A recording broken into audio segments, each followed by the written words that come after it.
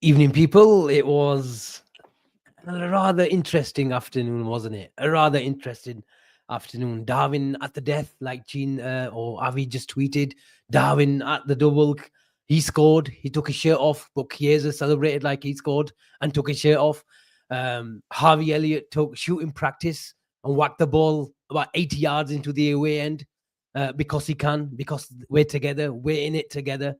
And Elliot picked up his shirt for Darwin to remind us what his name was, just in case we forgot, because it's very easy to forget Darwin Nuuuuuuuunezz's name because he doesn't score rather often these days. But he took his shirt, he showed it his name to the away end and had a bit of a Messi moment, a Ronaldo moment, because he's a madman. He deals with mayhem. And that was exactly what it was yesterday. We did every single thing, Gene. We did everything. We bought all the substitutions on. The manager said, look, this is what I've got and I've given it to you. And I thought Salah's moment came because I kept on asking you. I'll talk about how you celebrated that goal later on in the show. But I kept on saying Salah hasn't had a chance, a clear-cut chance. And around the 87th minute mark, it came and I thought, that's it. Liverpool, I ran out of ideas. I ran out of chances. And then Darwin. Those moments don't come often, like I say, but he has his moments, doesn't he? The Newcastle moment, the Nottingham Forest away last season moment, and then this. But what a moment and what an afternoon. What can you say, Asim? I'm sat here right now with a load of pain in my neck, and I know you wanted to speak about earlier. After I jumped on your back in terms of when we were celebrating Darwin's goal, I think I must have pulled something in my neck, and I'm really struggling. You know what? What an unbelievable day yesterday was. It was one of them days where you'll look back and hopefully, inshallah, we win the title. It'll be one of them weekends where you think, you know what, that weekend was huge. To go and to win it right at the death the way we did.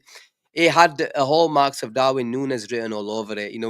When you need chaos, when you need him to do something, he pulls it out of the heart. The amount of times and it couldn't have happened to a better lad.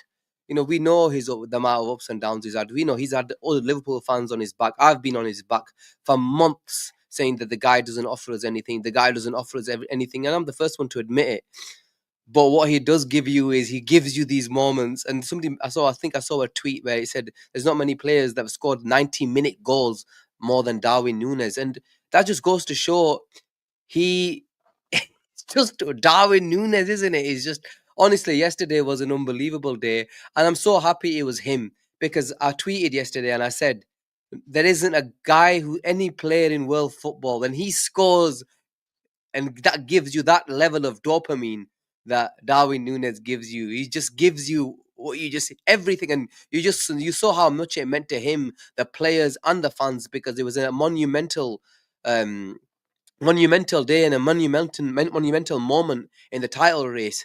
I felt it anyway. You saw then obviously what happened yesterday with Arsenal, but honestly, it was an unbelievable day, and I'm over the moon for Darwin. It was a long night for you, Avi, but welcome to the show. Smash a like, by the way, and all that good stuff. If you haven't subscribed, then I think you're just a blue and white shite. But apart from that, Avi, it was a long night. You were sending me audios on WhatsApp because of some UFC fight. But before that, Liverpool had their moment, and what a moment. Have you recovered yet? Yeah, just about. I've got a bit of a sore throat. Had some relatives over from London. Not surprised after those audios. Had to host him. The game was at 7 a.m. for me, and usually I go downstairs and watch the game, but I decided to watch it in my bedroom, and I thought it was going to be one of those days again. We played well. We played well against Forest as well. And then Darwin Núñez comes on, Elliot comes on, Federico Chiesa comes on, and you just think there's a moment here. There's a moment for one of the three, and they will seize it. And I thought we would score, and it's going to be very late on. We know what Brentford are like. Thomas Frank's he's a very good manager, very impressive the way he carries himself, the way he sort of articulates himself in interviews as well. And he said, look, Liverpool are the best team on the island. Liverpool are the best team in England, and he wasn't wrong. We persevered, and we got that chance. Beautiful from Harvey Elliott.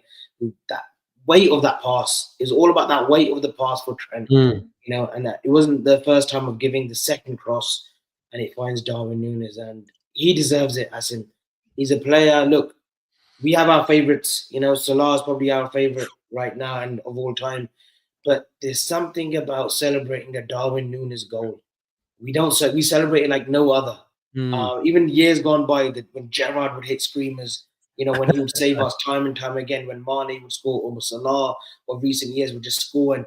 But there's some kind of, it lures you. He lures you in. It's because that we want him to succeed. We know it was a lot of money. We know all the Haaland versus Darwin comparisons. You know, it was unfair on the lad.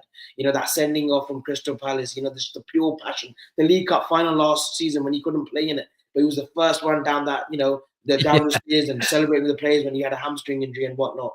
So, you know, we want him to succeed so bad that every opportunity, every good opportunity that he scores or he creates, we celebrate and we chant his name. And, you know, we've said it before, we thought the Newcastle brace was going to kickstart his career, and that was his moment. Hopefully, 17 games to go, he has more of an impact, because if he does, we're winning the league. We've got one hand on the Premier League trophy. As of today, we have one hand on the Premier League trophy already. Darwin Núñez has just got to carry this form through. And listen, if he scores 9-10 goals in the next 17 games, we're winning it. Avi, just keep your hand there. Stop looking for trophies and just keep the Darwin Núñez talk, because I want to talk about the main man.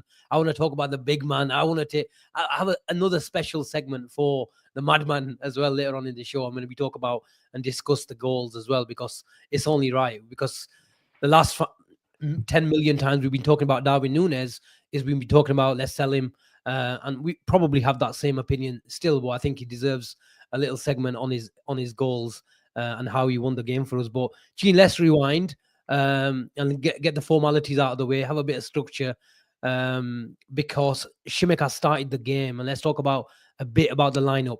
A lot of the fans wanted Tsimikas to start, and for the first 5-10 minutes, I think he got booked after about 10-15 minutes. Can't exactly remember when. I thought it's going to be a long afternoon for them, for us as well. But I thought after the yellow card, he did well. Liverpool controlled the game really, really well. You could see the plan from Brentford is Liverpool were trying to strangle him and squeeze him, but they had that switch to isolate Mbemo with Tsimikas. And a few times he did pop off a few shots, even though they sort of rolled to Alisson. But I thought Liverpool and Tsimikas as a whole controlled their main threat really well. 100%. Asim, we did in terms of the game on that side. I expected and I wanted Tsimikas to start, like you mentioned, and because I felt like as though he deserved to start. And you know, bar like you mentioned, the first 10 minutes, I thought he had a really, really good game. And Bemo was always going to get a couple of chances. They were talking about a Brentford side who are really, really good at home. The away form might not be great, but at home they're a fantastic side. They've picked up a lot of points. It was always going to be a difficult game, so they're going to have times where they're going to have opportunities. And yes, you know, Mbemo, you know, he got a yellow card early, and I mentioned to you at the game, I said, bro, I'm not looking forward to this now. He's picked up a yellow card early. This might be a long day for him. But you got to give hats off to the player and the team, because the way we controlled it, we nullified them. Bar, you mentioned a few switches that they got over, especially in the first half. I think second half, we were fantastic. There was a lot of players, Asim, that I thought, you know what, they had good games where you thought, you know what, I was pleased. You know, you look at Trent, and since, you know, somebody mentioned that he's not going to play for Liverpool and he's going to go for 3 weeks and take some time out, the guy started every game and practically being our best player in them games. So you got to give him his flowers. He's played really, really well. Really, really well. He's played really, really well. And you know, yesterday, today, when you need him most, when you need that quality ball in the box, Trent Alexander-Arnold turned up on that side. Yeah, 2 bites of the cherry. He had 2 bites of the cherry. But you had a fantastic game, though. He nearly won it for us from that shot from outside the box as well. And you could tell he really wanted it, because there was a chance. There's a moment in the game, Asim, when Darwin Núñez went across goal and he shot and he went over the bar. And if you actually see Trent's reaction, he was really pissed off that he actually took that shot on at that time, and he was like, flipping, what have you done, sort of thing. So I felt as though he wanted it badly. So if you look, fair play to them. It's not every day, you know, somebody mentioned we had 35 shots on goal. Come on, man. That is a lot of. That just shows you how much we controlled it. We We had should have 37, gone. I think. Yeah, in total. Yeah, And yeah. that's with the 2 goals at the end. So to turn up to Brighton and to do that, look, we have to laud our team. It was a fantastic performance, a clean sheet as well, which is massive because we have not had many clean sheets, especially over the last month and a half. And look, it was an unbelievable performance. Avi, what do you mean about Trent? Did you want to add anything regarding I don't think he was Shimkas? I don't think he was our best player yesterday. That's a bit of exaggeration. He created that shot that you're talking about. He went wide. It wasn't even on target, Gene. So and the cross. It was about 30 yards he out, had his, Avi. yeah, but he went wide, didn't he? It wasn't target. He said he nearly won it. He didn't nearly win it with us with that shot. We had much clearer chances than that, which hit the target. And the cross. Look, fair play, Trent. He played well. He wasn't our best player. Simicas, and in our language, what do we call it? Had that Tavla moment. And for the people that don't understand Urdu Punjabi, he has a bum moment. B-U-M, bum. The brain fart. He has a brain fart very early on in a game, whether it's against Milan in the Champions League. Very early on, the first 10, 15 minutes. You should relate to people who have a brain fart, shouldn't you? No. Perfectionists never have moments like that. And he just absolutely. I don't know what happened. He got the yellow card, obviously, from Boemo. And like Gene, when Boemo's running at you, the directness of Boemo, who can go left or even on the right, but likes cutting in and is very direct. I was worried. I was like, okay, he needs to control this now. But he generally just grows into the game, Simicas. In every game that he plays, he grows into the game, and he just gets better and better and better as the game goes on. I thought he was brilliant. I thought he was fine after that brain fart moment. I thought Boemo didn't really hurt us as he could have, as he's done previously. And, Wissa had his moments. There was one in the second half where he kind of gets across, Van Dijk gets a shot off, but Alisson's there to sort of catch it. But apart from that, we again with Forest, we controlled them, we contained them. Asim. I thought we were better in the first half than we were on Tuesday or on Wednesday night. I thought we had a good start. And Thomas Frank, we know against big teams, he will be a little bit low block. He will put his men behind the ball and they defend resolutely. But we found that gap. We found that winner. But first half, I thought we were good. I thought McAllister was superb. I was surprised that he came off. I thought Gravenberch was good. And then Szoboszlai, I thought he was key. And I know it was 0-0 when he went off, but I thought he was very, very instrumental. And just on Mbemo, it was billed by some fans as the Liverpool audition for him. If it was dress rehearsal, okay, call it what you want. I've always been the opinion of, with all due respect, I don't think he's Liverpool class. Did he change your mind? And where do you sit? Which camp? Which side of the fence? He's a good player, but not for me. He's 25, 26. 25.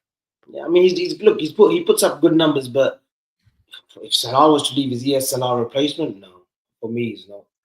He's a good player, though. Look, he's a good player, and he probably shows up high in our metrics, Asim. He's got everything about him. He's got pace. He'll get goals. He likes cutting in. He shows variables during a game. But for me, I think we would have to look a little bit higher. Asim, it's easy to say we need to look higher. It's easy to say he's not going to pull the numbers. Flipping hell, you're talking about a guy you're talking about Salah here. There's not many players in world football who will ever going to put any numbers anywhere close to him. And if you actually look at Mbeumo's numbers, they're good numbers. He shows that he does have output. And if we want somebody of the same, I think it might make sense if he matches all the metrics in terms of Liverpool, but. Of course, it's easy to say we want better players to come in and play. There's no better player in world football that's going to come in on that right-hand side. Who would you look at and think, okay, who would you have? There's nobody. I'm seriously, there's nobody. People mention the likes of Kudus and these guys. Yes, they might play amazing football, but their numbers are. You'll say, oh, you know what? Their numbers are shit. Then you've got people like him who have got decent numbers, but he's not good enough. So you're never ever going to be happy with whoever's going to come in to replace Salah. That's just the way it is, right? So, I thought yesterday he didn't have the best of games, I expected a bit more from him. I thought, there's like a couple of times when he cut inside. I thought, you know what, maybe he could have done. Yeah, Ahmad is impressive. Bob goes. Ahmad is, he is impressive. But 22. again, Still 22. he's going. He's 22, but he's going through a But purple we're not going patch to get right him. now. We're not going to get him. No. I'm just saying, look, he's going through a purple patch right now. I want to see Mm. more of him to because he's, just say if it was him, he's going through a bit of a purple patch. Let's see how well he does in a year's time. And Bemo's been on form for a year and a half now. So that proves that he is Prem proven to an extent, Asim. And if he's playing... I think the name maybe not. It might, sometimes the name isn't appealing enough for us. No, sometimes that's what it is. I know what you mean. Like It's Fabio not how Carvalho to has name a it. stardom name. Fabio Carvalho has a stardom name. When people said Fabio Carvalho, you thought, okay, he's not just producing the goods, but he's got that name, that Ballon d'Or sort of status name, that in years to come, he may be lifting it. But I think Go on, man. I think no, I but like for that me, one. Gene, You got me back. I think no. I think you had a great rebuttal there. I think Gina had a great rebuttal. Look, he might not be on everyone, but he's getting the goals. He's proven it for the year and a half, even 2 years, 3 years. Brentford have always been a bit of a pragmatic team, but this year we're seeing a bit more flexibility, a bit more freedom from Thomas Frank. Maybe he's more comfortable in the Premier League, and we're seeing better numbers. But Wemmer's a good player. I just don't know. But Gina was spot on. He goes, look, he's doing it for the last 18 months, and you can't argue with that. I want to ask you about Luis Diaz, sticking with our front three, because we're sticking with the lineup as well. A few people were expecting Nunes and how we dealt with Nottingham Forest, the substitution of Jota coming and that box player Avi. Nunes didn't start. It was Diaz. What did you make of his performance? And has a lot of the fans are saying this experiment has just stopped working? Is enough? Let's go back to if it means Darwin Nunes playing, because he might miss 3 or 4 or 5 or 6, but he stays on the shoulder of defenses, especially when you come up against the likes of Brentford and Nottingham Forest. You need a poacher, and Luis Diaz is not a poacher. He's not a poacher, but then he has that great chance from Konate. He just didn't show instincts as a 9. I think Jota. I think Jota scores that. No, Jota scores that, but I think instinctively he's better than a Diaz. He's better than a Nunes. He's better than a Nunes instinctively. But Diaz, that was a golden chance. Konate it was just a simple ball lifted over, and Diaz just didn't know his bearings. Another player, like you said, like a Jota, puts that away. I'm not even confident that Nunes puts that away. Prior to the goals yesterday, I don't think he puts that away. But Jota would, because Jota's got those instincts. Diaz had a glorious chance. I think Diaz, again, against Forest, I thought first half, he was the only one that was trying a little bit. He was dropping deep, but then Murillo and the other defender alongside him, they found that comfortable. They were like, okay, drop back as deep as Bobby used to, and pick up the ball, because we're very comfortable here. I think the 9 does work, Asim. I think it's not an experimental. I think Slot has studied putting Diaz there. I think he's taking time about putting him there. We saw his performances against Leverkusen. And yeah, if he doesn't score a goal, people will criticize and say, look, it doesn't work. I think his work rate is brilliant for that position. But yeah, maybe not having those instincts and getting in the box for crosses. Yeah, but yesterday, all our chances, we say 35 shots, but how many clear-cut chances did the keeper really have to, he didn't really make that many saves as such. Flecken, is it Flecken, the goalkeeper? He never really have like any clear-cut one-on-one chances. All our shots were pot shots from the outside of the box. We had like 30, I must have had about 16, 17 corners, which were not fruitful. They were absolutely rubbish. The delivery, whether it was Trent, whether it was Simicast, they were poor. The deliveries were poor. But yeah, the 9 doesn't work at Diaz. I think it depends game by game. But Nunes definitely has grabbed his chance now. I mean, Nunes, you bring him in for the game on midweek against Lille, and if not Lille, you definitely bring him on the game against Ipswich, depending on Jota. Gene, Ash says, are we unfairly judging him? He's just simply not a 9. Yeah, look, I tend to agree with that comment. He isn't a 9, and we know that. But with the few games that he played, when we played against teams that actually come out and play, it worked. But we're seeing that when we're playing against a low block, when you need that fox in the box, when you need that player that when the ball's going to go into the box, that's going to get on the end of it. He's not that type of player, and that's probably what you need if you're playing against teams that are going to sit back. And he sort of struggled, over the last few games in that 9, Asim. But Jota was out, Darwin wasn't on form, so I can sort of get why Slot went with him. But now, obviously, Jota had flipping come back, got injured again. You saw against Forest, he came on, he got a striker's goal. And that's what we lacked. And that's what we lacked yesterday. When Darwin came on, yes, he is the 9 that's going to be in that box.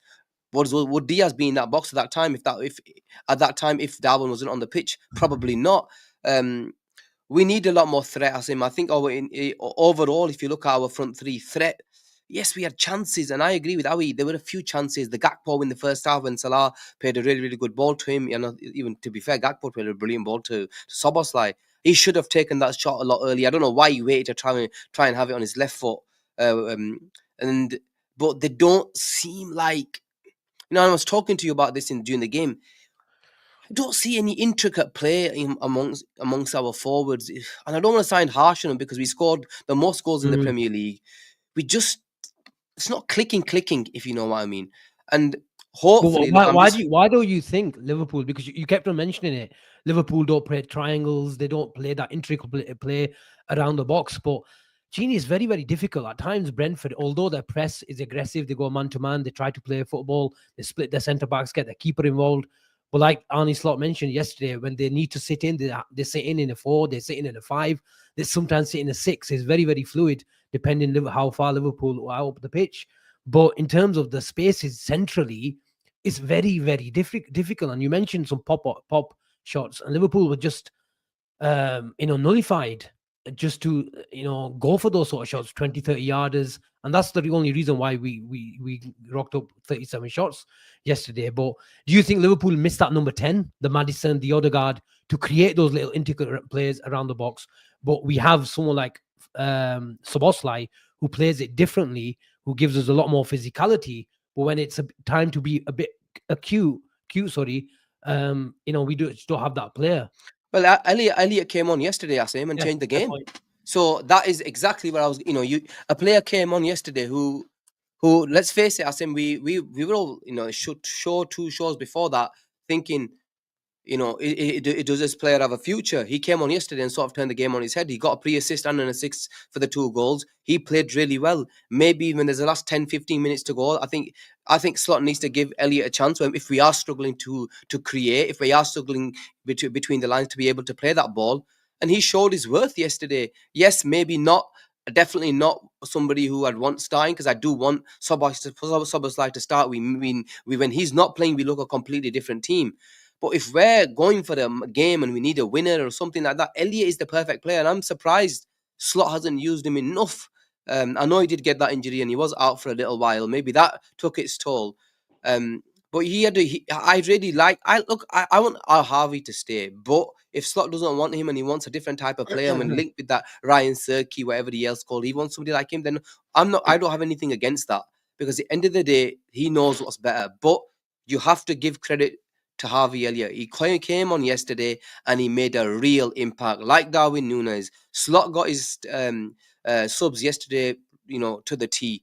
Every player that came on, made some sort of impact, and I'm happy with it. But we do lack. When I talk about the intricate play, I'm not just talking about that's yesterday's game. I'm talking about games where I just look at other teams and there is a lot more cohesion in the front three. You see, they're popping it off to each other. A little. You play there was a time yesterday, the ball went into Salah. Salah tried to hold it up, something like that, where he then lays off the ball and the player comes in as a goal. Something like that, where there's a little sort of triangle. We've did it a couple of times, but I want to see more of it. You mentioned it when Salah actually did that and Salah held the player up. That we need to do more of that. That's what I mean. Not always the same sort of thing. Salah, the first half, I'm going to go at him because he's doing the same thing over and over again. He's getting doubled up. He's still running at him, and there's no space. There's a couple of times where he dropped it back slightly, but we were doing the same thing over and over again, and it was pissing me off to an extent. But we found a way, and that was the most important thing. Obviously, you know how much it pissed me off. He says pissing him off. That's an understatement, Avi, but go on.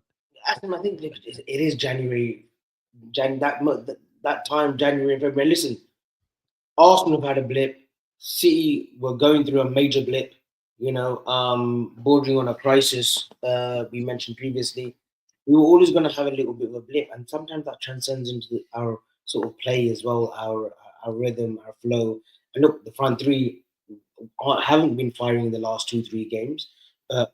Look, Darwin Núñez came off the bench, scored a Mm. goal.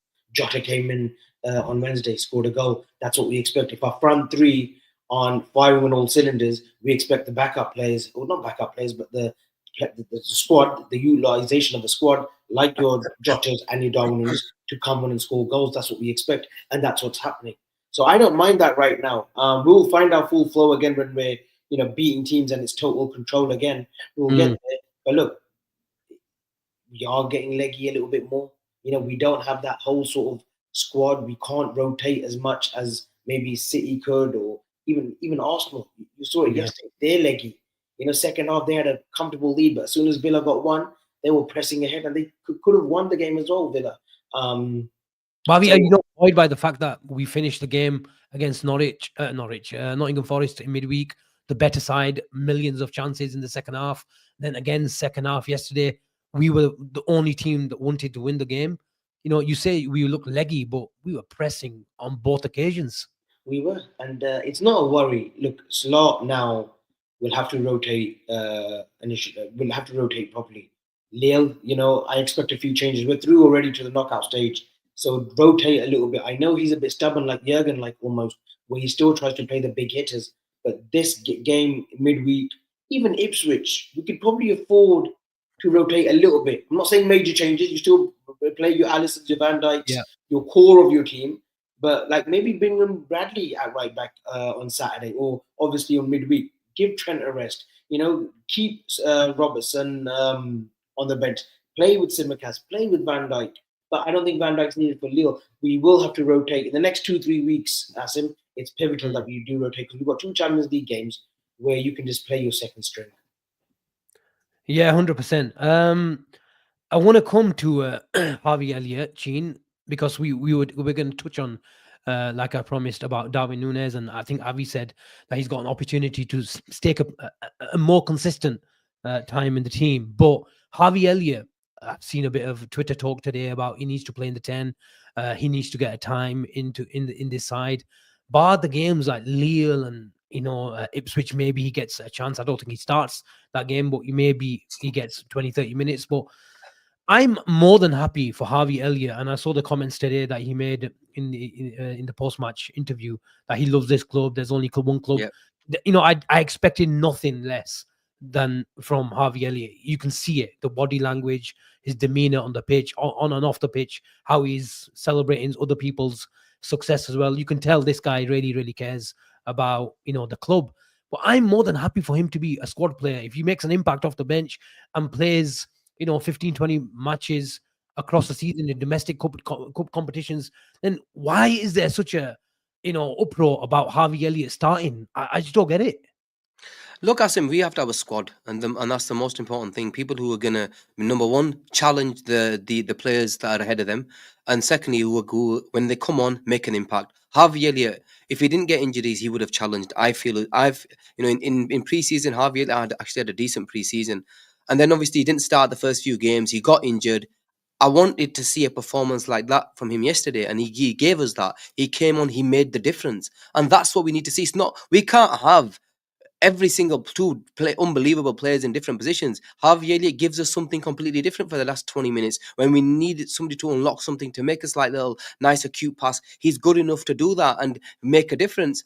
And I'm with you. I would happily keep Harvey Elliott at this football club for the next 3 years if I have to. If you said to me, I wouldn't sell him. But if the lad wants to go if Slot really wants to take him out because he wants to bring a different player, then we can't really be against it. I don't think any Liverpool fan, Asim, will tell you that they want to sell Harvey Elliott. I don't think that's the case. Nobody really has ever. I've not heard anyone, bar Avi, in the past say he's not good enough to play for Liverpool. But we all know, any football fan knows that Harvey Elliott is good. Is a good little footballer who gives his heart on the pitch, gives it everything, and has the quality to change games, because we've seen in the past where he's come on and made a difference. So I like Harvey Elliott. I'd love for him to stay. If the slot wants something different, then so be it. But there's not many times, I think, you get players who are willing to be on the bench, fight for the place, and will give every single thing for the cause. Harvey Elliott is one of them, and it's very, very rare to find. Asim, Dean puts on a very good comment here. No reason he can't be a Darren Fletcher type, a squad player if he's happy with that. I think that's a great comment. I was going to actually say someone like Nicky Butt back in United when he used to be in and out of the team. Never complained. Never kicked up a fuss. Look, Harvey Elliott, I've always said, look, I don't see him as a first team starter. It depends on what he wants. If he's happy, like he said, I thought his press conference yesterday, what he said in the post-match interview was superb. I think every youngster should look at that. He's playing at his dream club. And for him right now, he's supposed to be amongst the top players. He wants to experience everything. I have no arguments with that. But there will come a time when he's like 23, 24. What does he want for himself? Yeah. If he's being a squad player, yeah, stick around. But if an offer comes in for him where the club feel the 30 million, 40 million, you have this agreement on Thursday. If a 40 million pound offer comes in for him and he's still a bit part player, I think it won't be on him, it will be on the club. They'll say, look, that's too much money, we can get a replacement in for you that will probably have more of an impact in our first 11. Sell him. It all depends on what he wants. Gurj asks the question, would you sell him for 40, 50 million? I think we had a similar conversation last week, I think it was.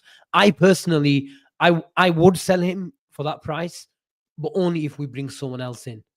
I do think we do need that sort of player, whether that's Ryan Shirky, if you want to really support Szoboszlai in that number 10 role and have two physical players, because you've got the same profile and you can get a lot out of them, because the number 10 role for Liverpool and Arne Slot is so integral to the way we play on and off the ball, and go for someone like Morgan Gibbs-White, then I would understand that as well. But I do think we do need a player of a Harvey Elliott type, especially in games where you need a pass around the corner, pick up pockets. Szoboszlai plays it differently. Harvey Elliott is more of a natural 10 than Szoboszlai, and I think he can do a role for us. But like you, I agree with you, Avi. I think it's entirely up to himself. I think Liverpool will be happy to keep him around. I don't know how long he's got left on his contract, maybe 2-3 years. If he's accepting a squad type of role, he'll stick around. If he isn't, if he wants a first team role and wants to be the main man somewhere, then fine. Mohamed Kibria asks, he says we should send him on loan. Why should we send him on loan? What's the benefit of Liverpool? It's not going to benefit Liverpool. We don't want Harvey Elliott to go. I think we know all about Harvey Elliott. It's not like a Jadon Danns where he needs a Bradley Bolton type of, what do you call him, a loan. He had his loan, a similar Bradley/Bolton type of loan with Blackburn, and he proved himself a really good player, and that's why he stuck around at Liverpool under Klopp. But I think he's got a role. There's plenty of games. Liverpool have got plenty of depth to really go deep, as we've seen for the last couple of years in domestic cup competitions. And if we need to break down a bus, and we've shifted them from left, right, and centre, like we did with Nottingham Forest, like we did, I think if we won that game, and that's why I probably wasn't really disappointed, Avi, on Tuesday night with Nottingham Forest, because I thought Liverpool deserved to win and did everything right. We did everything right in the second half against Brentford, but we just got the goals, and we didn't get the goals and those moments. Nottingham Forest. But if you've got someone like Harvey Elliott who can play that little channel ball like he did for the first goal, then I'm not going to complain. He loves the club. He wears his heart on his sleeve every time he goes on the pitch, and he gives it all. And that's what you do need, those sort of players. And you cannot keep 24 super egos happy at the club, because it just doesn't work. No, he can't. But I tell you what, and I was surprised that he didn't get a few minutes against Forest. I thought, okay, maybe he would come in. And like you said, we did create enough chances to win that game. But just maybe what he does is quicken the tempo as well. He's one of the few very rare players in our team when we're playing a bit pedestrian. And yesterday at times we were very still slow. We were passing it to left to right. He's a player that can quicken the tempo within a pass or two. That's why he is a good player. I've said I was worried about his future. I worry about what he wants long term. If he's happy being a squad filler and a squad team player, and he gets minutes here and there, and where he will miss some big games because of the physicality of the game, fair enough. If he wants to stay, I love that. But I think there will be a decision made further down the line. I think the guys who are really frustrated, and the biggest Harvey Elliott fans need to understand that We all like the player, we all like the personality as well. But you have to understand what the manager's requirements are. And I think Yeah. Liverpool were more of a flat four in the 4-2-4 press earlier on in the season. If you look at Liverpool's press now, Diaz goes, but where Soboslai goes from, he's sitting and screening the opposition's defensive midfielder. So he goes from that position. If he jumps from there. And if he doesn't, if he jumps, he needs to get back in. And I don't think Harvey Elliott is going to get back in. Is he going to be a Kevin De Bruyne, really a second striker type? Then he might have a chance. But there's so many off the ball duties. Unfortunately, he just doesn't have the legs and the ability to eat space, just like Szoboszlai. So I think in more controlled environments where we're pinning the opposition, he has a role. But yeah, that's enough of Harvey Elliott. I think he's got a role. He's happy to stay, like he says. Let's talk about the goal. I think we'll probably end up mentioning Harvey Elliott. He played that channel ball a little around the corner, Gene. Trent had a lucky moment, lucky ricochet, but Darwin Núñez was at the right time. Was there at the right time, at the right place. 100%, and that's what you want from a 9. And to be fair, Asim, we have been screaming all season that Darwin Núñez, you've been calling this out many a times. We just want a chance like this to fall for him, and we've not created chances like that for a number 9 to get an easy goal. It was an easy finish. Let's face it, it was a decent finish, but that's the type of chance that you want to set up for a number 9. And yes, we did get a bit of luck from the second attempt from Trent, but we deserved that luck because we were peppering him at the time. They were, it just wasn't falling for us. You mentioned the Salah chance. There was a couple of others where I felt, we could have done better. And look, it was a moment, and he took it. It was his chance, and it was his moment, and we have to respect that. And then a minute later, Asim, he had another one, and this time the confidence grew, and you saw the touch, and you saw him just leather the ball into the roof of the net. And this is what it boils down to. I thought, look, yesterday, was I confident that we were going to get a winner? Probably not, because I like you, when Salah missed that chance, I was like, maybe this is it, man. But the stage was set for somebody to come in. The players that were on the pitch, like Avi mentioned, the players of like Chiesa, Harvey, and Darwin, they were on the pitch. The stage was set to one of these guys to step up and take that chance, and they did. Elliott through ball. He's the one that then passed to Trent for the first one. And then the second one, is Chiesa to Elliott, Elliott to Darwin. They're the 3 subs that Slot made.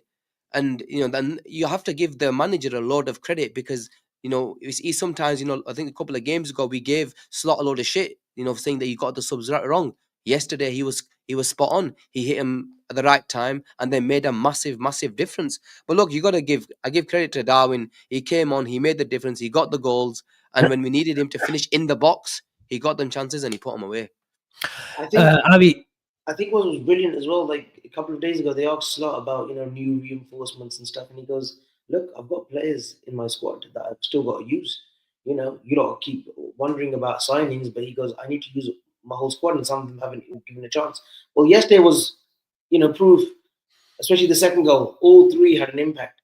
Chiesa picks up the ball, and he just plays a pass to Elliott. Elliott finds Darwin. The first touch was amazing. That's such an underrated touch. That first touch that Darwin for the second goal, that touch that he actually makes that space for him, and he just went for power. Didn't have a second to think. Just went boom, and that was it.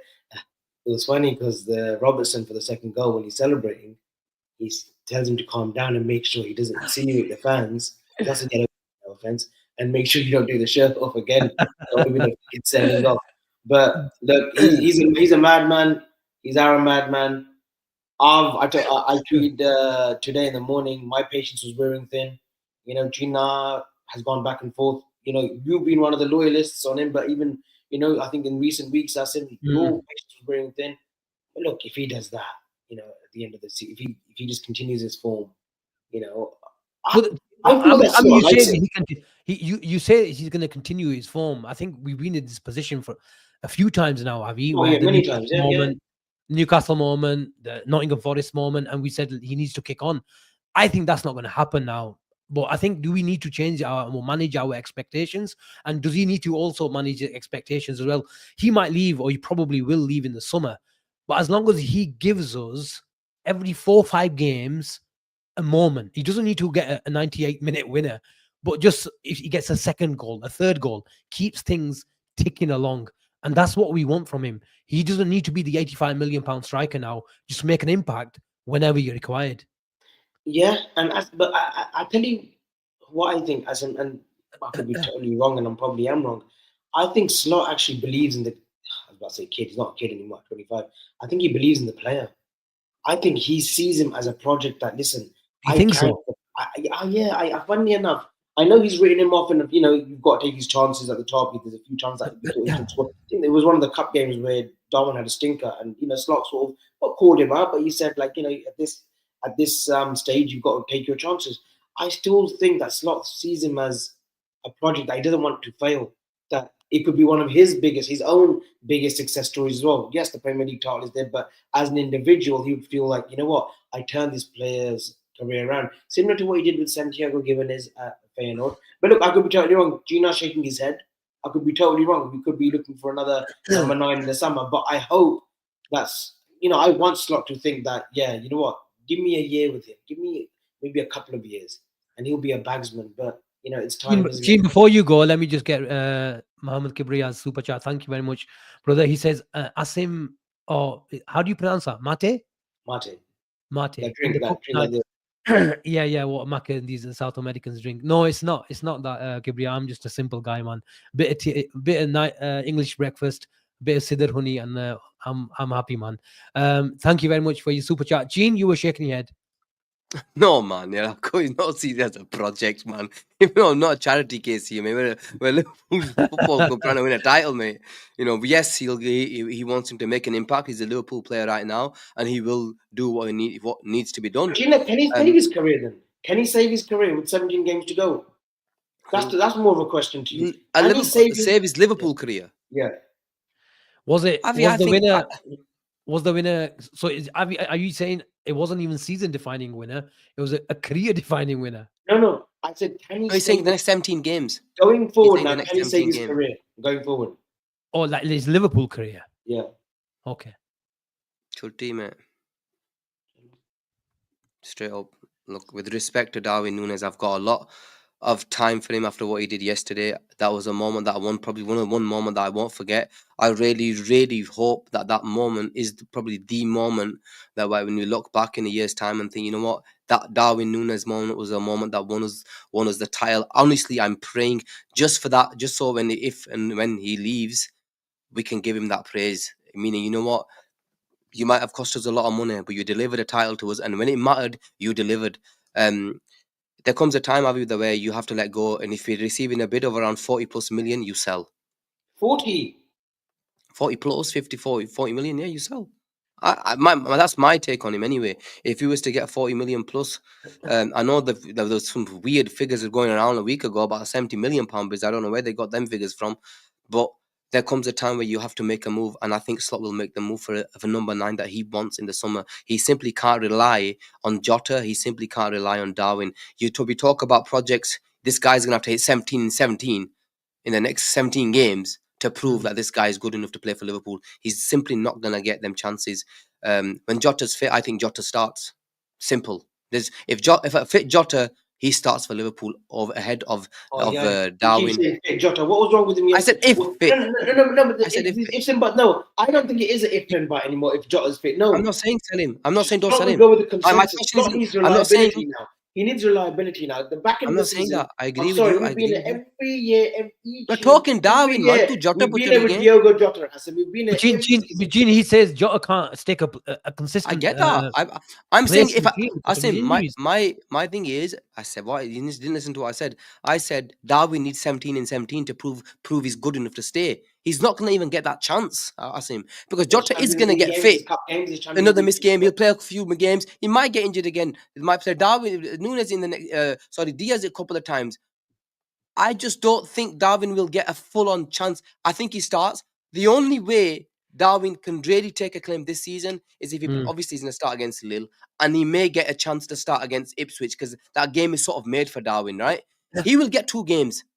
If he bangs goals in both, he will start the game after that against Bournemouth. Yeah, Darwin will start. He's I think he starts them because he's got 3 games, 3 goals. I think he's taking a claim then. He'll get his chance. But he needs Avi? to show it in the next couple of games and show that with goals and decent performances. Avi, he's on 6 goals and 4 assists at the moment. In Does he 26 need to get games. around about 15?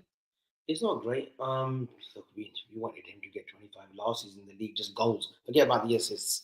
I think with Darwin Núñez, we concentrate on this GA.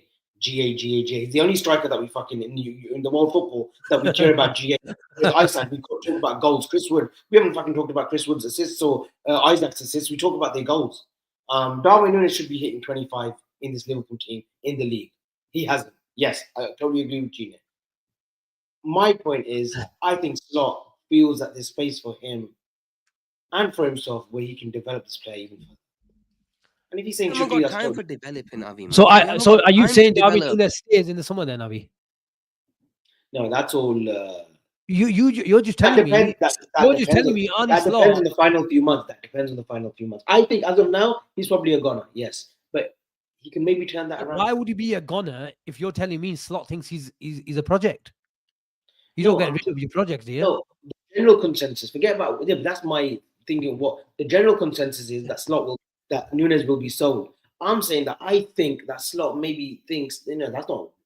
It's not as if it's proper information that I've got, but I just think that maybe Slot feels that he likes his passion.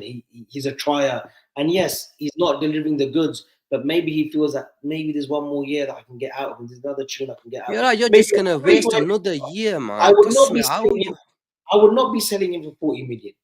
I think there's 50, 60 million that we can still recoup. Okay. What would you do with Asim? All right, £50 million bid. He's out of the door, straight up. Yeah, no. I think Liverpool will accept. What about 50 million? Why and he was one of the most loyalists. You still can't stay loyal to him. Stay loyal to him. Say that. Look, it's not about loyalty. My loyalty lies with Liverpool, Avi. I backed him because he's a Liverpool. I still back him. So Salah goes. Chutti them. What do you mean Salah goes? I'm the same energy. If Salah goes on that's it. If he leaves this summer, honestly, that's it. Then. It's all about the club. But that's don't want all this year back at the owners and stuff. Then it's all about the club. Trust the club to get the right replacements in. Then. No, because Salah has performed for Liverpool. He's a legend and still performing. He's having an all-timer season. It's completely different case to Darwin Núñez. It's a pitiful start to the season. Guy had to come here. Look, there's such an idiot this guy is, yeah. The guy has been probably the best player in the world. He's had a couple of bad games, and typical Avi, wants to go to town on Salah just because we've got love for him. That's all it is, Asim. Because he knows we love him, yeah. This guy... Look at what he said. That dirtiness in his heart for Salah. What was I talking about? This guy. Look, I know this guy too well. All this bullshit. No. Oh, Salah's the greatest. Salah is this. All dirtiness, Dirtiness, Yeah, it's dirtiness. This is what I was talking about. This is the brain fart I was talking about. He's had his brain fart. He's had a couple of bad games. And look at him. He's such a real of it. You knew, man. There's one thing that's gonna tickle me is Salah talk. I just love what you said. He said the dirtiness in his heart. It was though. I saw it, man. Let's go to a few individual performances. Listen, but on Salah, just on Salah, right? Last 2 games, the effort's been there. You can't fault his effort. The passion he showed when Darwin Núñez scored the first goal, he celebrated as if he had scored. The effort's been there from Salah, all jokes aside. Salah's his work rate has been brilliant. He created 7 chances yesterday, you were telling me. Asim, he broke records for the most created chances in the Premier League. So the effort's just there, just not going for him. Another day, that goal, that shot outside the box, which went slightly wide, that goes in another day for him. Salah's effort's been brilliant. There's been games in previous seasons after January where the whole performance has stunk up the fucking whole joint. But this, it has. But this season, the performances have been absolutely brilliant. You can't fault him. On Tuesday, it was fine. He just missed a few chances. That's fine. That happens. He'll be back amongst the goal scorers again. He'll be back. Ipswich man scores 2. He'll be ready to go. Created a golden opportunity for Gakpo in the first half. I thought he let the ball run across his body and just didn't make he made his mind up, but I think he should have taken it with his right foot, dinked it, and ended up basically doing nothing with his left foot. Kanate, I think he mentioned or commented on one Instagram page post, Gene, about something about 70%. I think he's still playing around, in terms of fitness levels, around 70, 80%. And I think that's what he meant regarding his own fitness levels. But I thought he was a lot better. A lot Colossus yesterday. No, not a lot better. I thought Ibu yesterday was a Colossus. Wisa is a tricky. Wisa didn't fancy Kanate yesterday. He went Van Dijk's side yesterday. If you notice that, second half especially, Wisa went on the other side. He fancied Van Dijk more than he fancied Kanate. I thought he was a Colossus yesterday. Yes, not 100%, not 90%, but even at 80%, Kanate is the second best defender in the Premier League. Yeah, because let's remember, Gene, he got taken off after 60 on Tuesday evening. So that shows you he's not right. And he's been mentioning himself that he's not right. There's an Instagram picture in midweek where he's doing a bit of homework, if I can call it that. But I think he won his duels. He saw his gash on his thingy as well. There was a Yeah, gash on his there, knee. isn't it? It's still there. Yeah. There's a few moments where the ball went loose and they tried to get in behind us, and he recovered. The one moment was with Mbemo, and he put the afterburners on and recovered, and we came out with the ball. That's what Ibu Kanate does, and it allows us, especially against low blocks, Gene, is to make sure Trent goes into areas where if it's not a fit Kanate, or if Kanate is not playing, he doesn't have that freedom and luxury, and we can get a lot more aggressive on the press. And when we've got the ball, I thought at half time when Trent was coming in central zones, especially when there's no space through the central areas, Gene, I think I prefer Trent going really high and wide and popping off that ball from the sides. And that's, you could argue, that's where the goal came from. But Ibu, just tell me how good he was. He was unbelievable yesterday. And to be fair, look, he always needs a couple of games. I know he was brought back from injury early. He actually came out and said that. And there was games at the end where you could tell that he's absolutely gassed. But we're beginning to see the real Ibu. And yes, if this is the 70% of Ibu, mate, I'd love to see him back at 100%, because him and Van Dijk together are on a different level. I said, about a month ago, Asim, once Ibu's back, we will go on a run, because when you've got them two at the back playing well, it's we're a completely different team. And obviously, look, Alisson's back. My only issue in the defense has always been on that left-hand side. Trent will always be Trent. He might give the other team a chance here and there. But Ibu yesterday, man, he showed what an unbelievable defender he is. You actually put a graphic out today when you were comparing Gabriel to Ibu, and it showed on there what they were miles apart in terms of how good Ibu is. And if you actually look at the teams, the risk both teams take, Liverpool take risks to a completely different level to Arsenal, and for him to still come out with stats like that, we're still, I think, we've conceded the least goals in the Premier League this season now. So that's a credit to him and Van Dijk, and a team that's an attacking team, not a team that sits back with four defenders, two number sixes. We're a team that plays full throttle, full football. And yeah, Ibu is Ibu. We just have to pray that he stays fit now till the end of the season, not just for the title, Asim, because a fit and fiery Ibu and Van Dijk together, it can elevate us in every single competition. And I'm talking about the Champions League here as well. We need him, because we don't really have another centre back that is good enough to play to that sort of level. But obviously, Gomez is injured. He had a couple of decent games when he came back, but then we can't. There's a reliability issue. Kwanzaa, we know, hasn't really shown us the form that he's shown us last season, and mentally, psychologically, probably not there with it right now. So, and I know Endo's done a decent job when he's come and played a couple of games there, but for us to really go on all fronts, we need a fit and fiery Ibu, and it's imperative that he stays fit from now till the end of the season. It's imperative he stays fit, but it's imperative we like and subscribe to the channel as well. Gene, tell me how many likes we're on. There's nearly about 330 people watching right now. I guarantee you there's not 100 likes. 1 second, let me have a... Avi, you've been on the phone all show. You tell me how many 122, Asim. They could easily get it to at least 150, man. Exclusive for us. 122, Asim.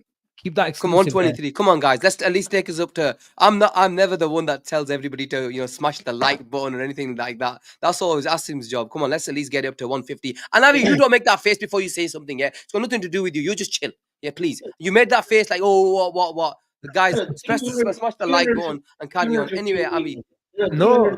300, no, hold on now. You two, very amateurish way Avi, you conduct yourselves. 315 people on the show, are watching the show. Like, what's wrong with you guys? Just to click like. Like it for me. Forget these two. I know these two bore you to death, but like it for me at least, please. oh, And I- they'll dislike us. They'll You guys- dislike us now. You might- It's gone down to 120.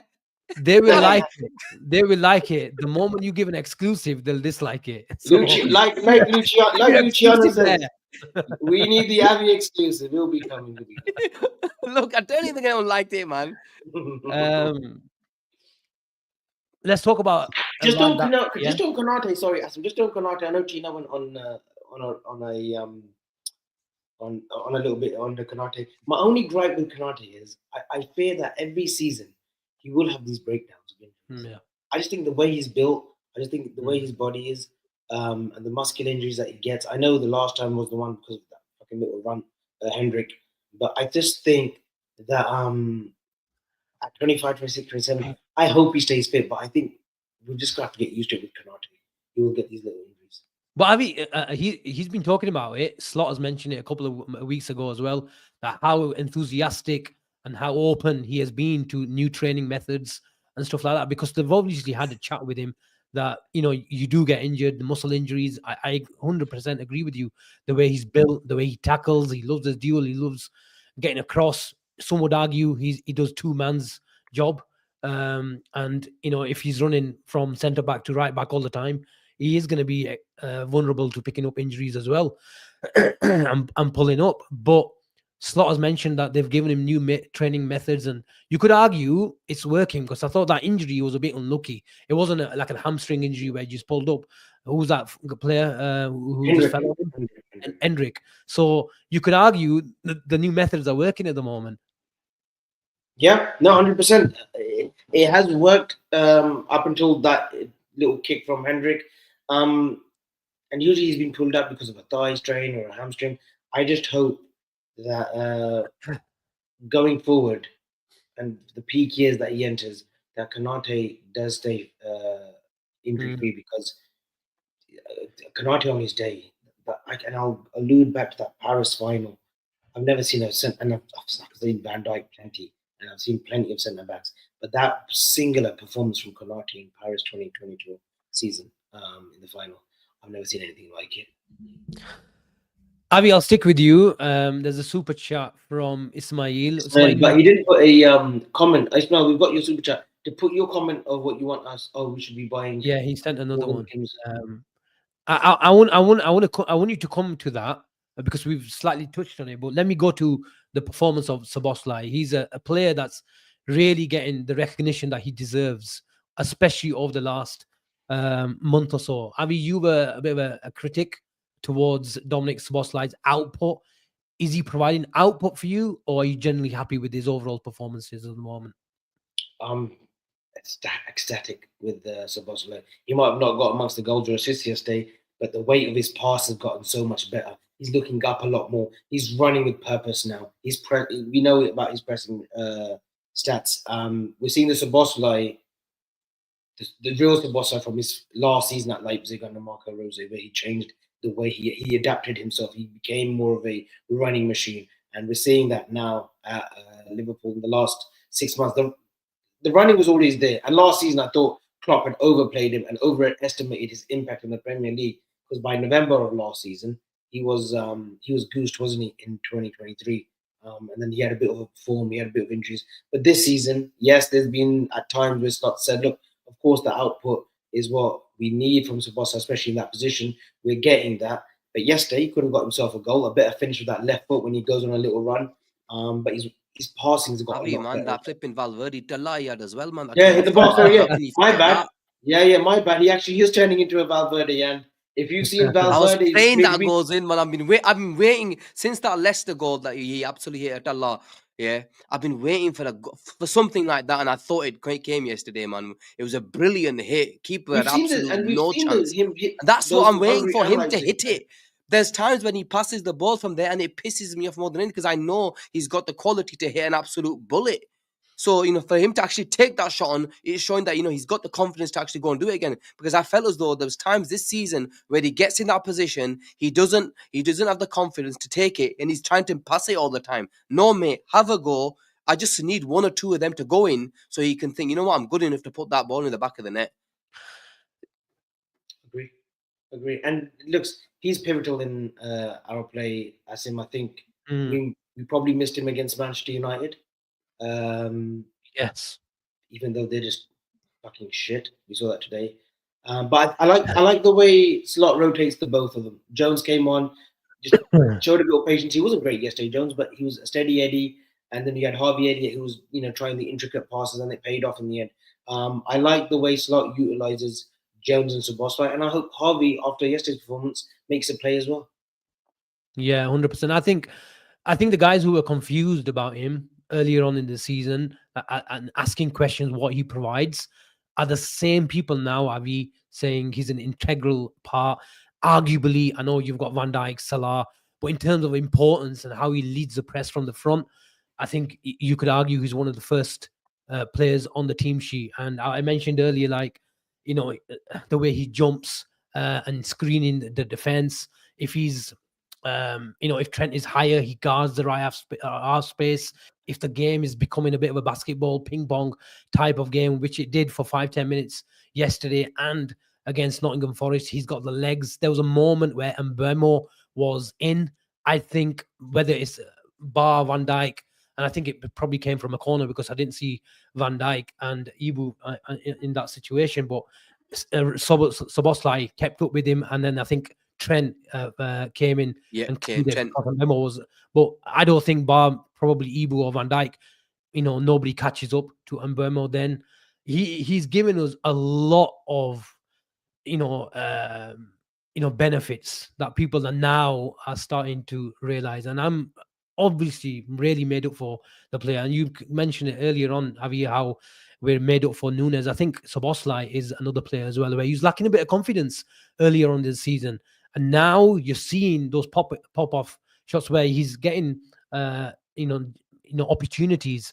And I love the appetite from him on and off the ball. When Salah's got the ball, he's actually running into him. I think we had a few shots earlier on against Nottingham Forest as well, whether it's Ryan Groundberg running into the box or McAllister or Szoboszlai. I think that's an instruction from the manager where we're box crashing and he can win a header, whether it's in the box or even in midfield, he can win a second ball. And he has given us so many opportunities to, attack.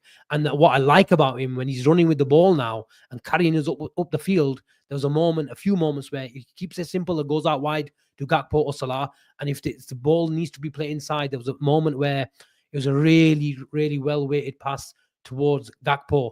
And Gakpo made a bit of a hash of it, to be honest with you, because he came inside. But his decision-making is getting better. And that's what comes with settled play, getting to know your teammates a lot better, getting to know your role better, and long may it continue. But I'm really happy that he's getting the recognition now, because you don't have to be a headline maker all the time. But the amount of counterattacks he stops against Nottingham Forest, we've all talked about one of the best transition teams in the league. Brentford again, Wissa and what's his name, Mbeumo. The amount of counterattacks or attacks he slows down so his mates will get back in, it's unbelievable, and long may it continue. But just going to your super chat, Avi, MGV, Morgan's Give White, would you go for him in the summer? Do you think we need him? Because he's everything that Szoboszlai provides, isn't it? It is, and we're not paying 75, 80 million. That fat Greek guy at Forest, he will want big money for him. We're not paying that. I don't think any club's going to pay more than 70 million for Morgan Gibbs White. He's a good player. Very good player. He's energetic. He covers ground as well. Probably a little bit more better on the creativity side than a Sobo or a Jones for that matter. But no, I don't think. Question, Avi: How much did we paid 60 million for Szoboszlai? Yeah. Why can't we pay 70 for him? It's only 10 million. We will not be getting more than Gibbs White. That's right. Okay, no, that's not the question. The question is, well, you said we're not getting. Why can't we pay an extra? Because of the money. If people can say there's they don't understand the hype between. I'd really rate Gibbs White really highly. The way you put Szoboszlai there. Eh? Guess who Asim- guess who I'd go for, Gene? Go on. This fella. Kulusevski. Kulusevski. Yeah, I knew he was going to put that up. Yeah.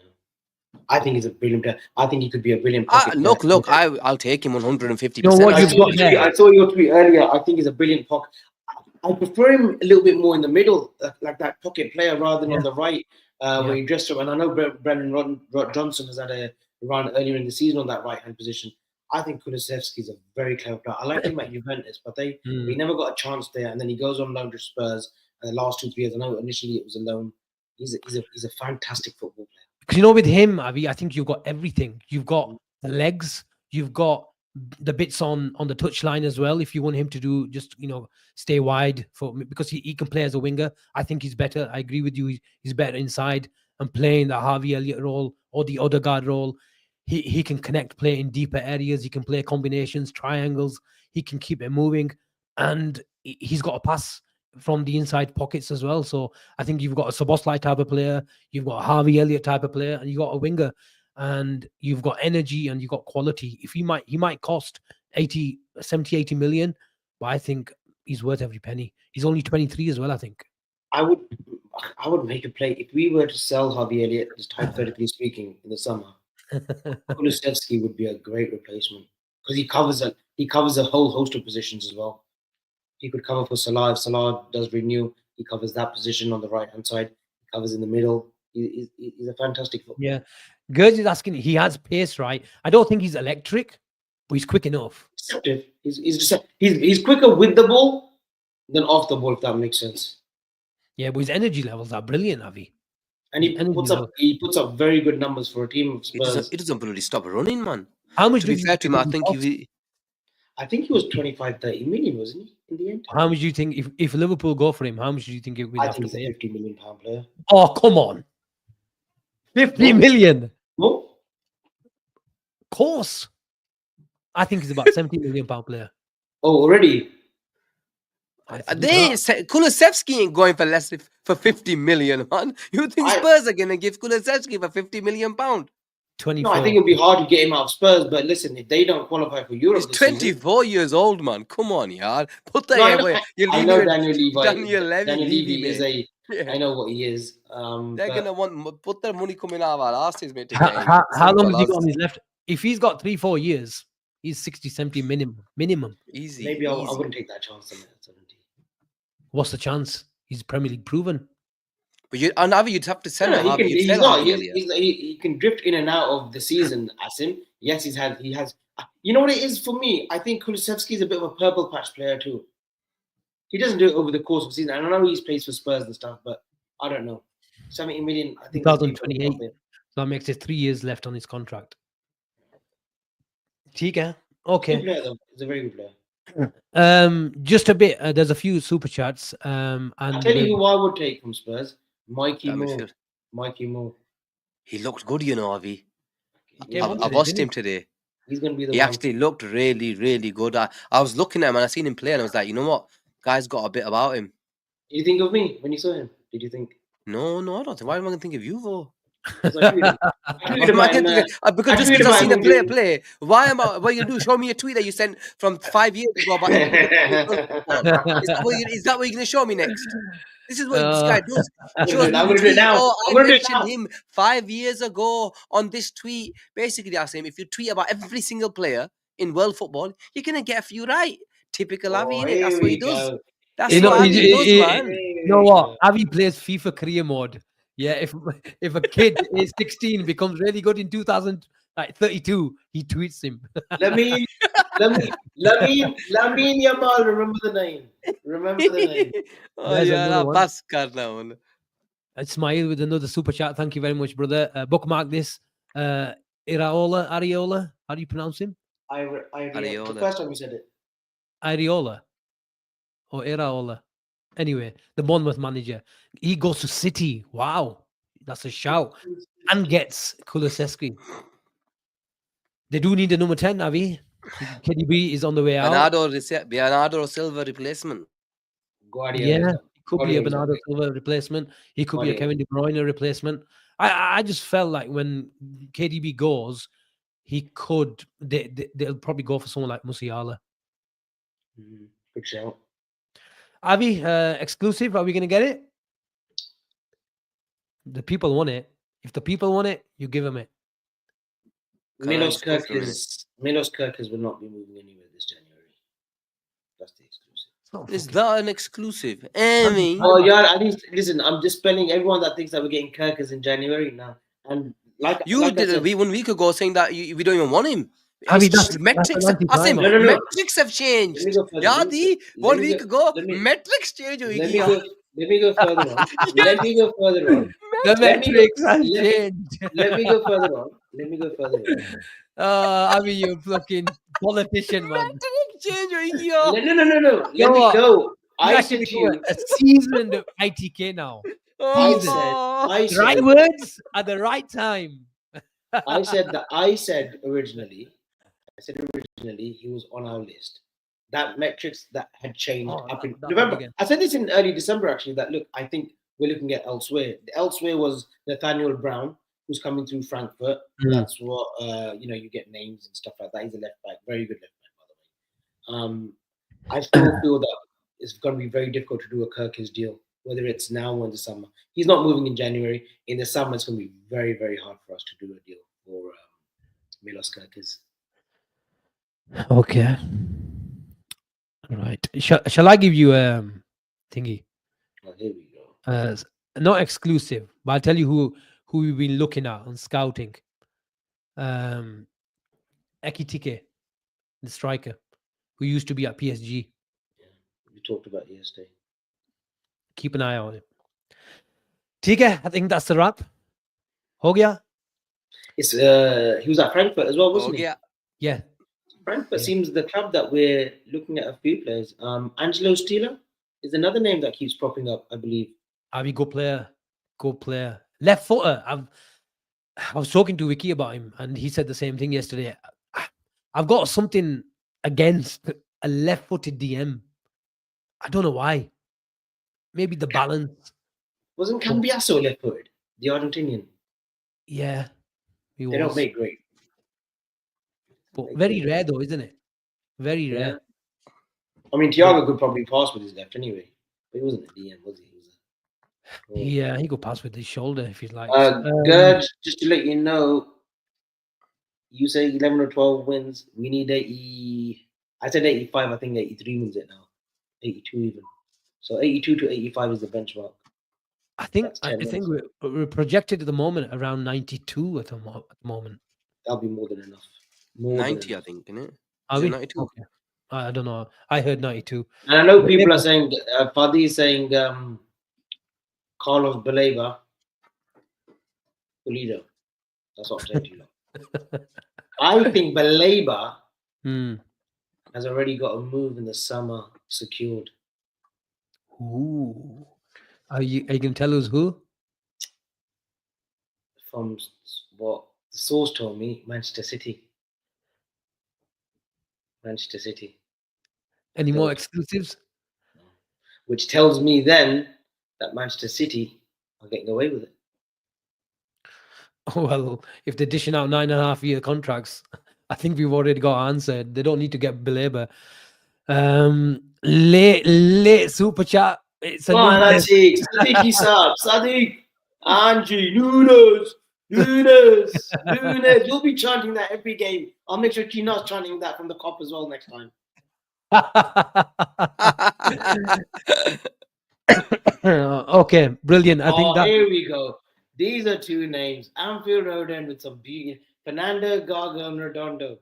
Good names. Good names. Gago was right-footed. Redondo was left. Gago wasn't left. No, Gago. Real Gago Madrid was right, man.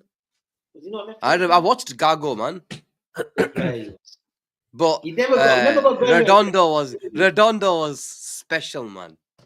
I loved watching Redondo play. That what he did to United at Old Trafford, what he did to who's that fullback? He was keen. He did it. no.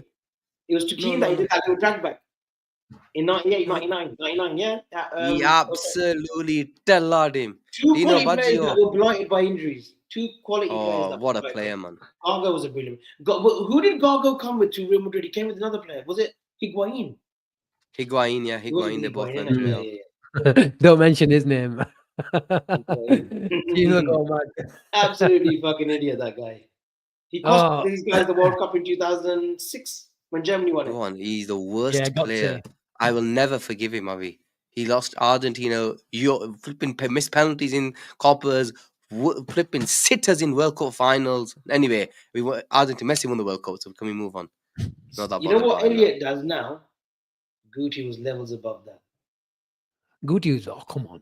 You can't compare Guti to Elliot, man. No, but you know, Elliot and because- Guti, yara, come on, In terms man. of profiles, you know, Why would you I even think- compare the two, man? no, I no, think no, Elliot Guti- plays just through balls, that's through passes. That's what Guti is one of the greatest But that's what I'm saying. Guti, I'm passes saying with the Guti ball was through levels balls above. ever played the game. I'm saying Guti was levels above that. I think Guti was slightly deeper than Elliot as well.